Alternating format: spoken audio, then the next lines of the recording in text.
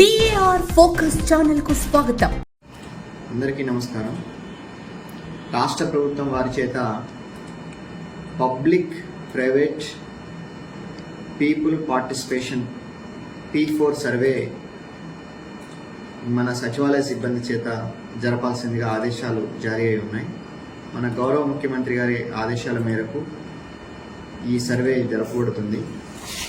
మన సచివాలయ సిబ్బంది అందరూ కూడా మన పట్టణంలో ఉన్న ప్రతి ఒక్క ఇంటిని సందర్శించి ఈ ఇంట్లో నుంచి 27 రకాల వివరాలు సేకరించి మన P4 యాప్లో నమోదు చేస్తారు.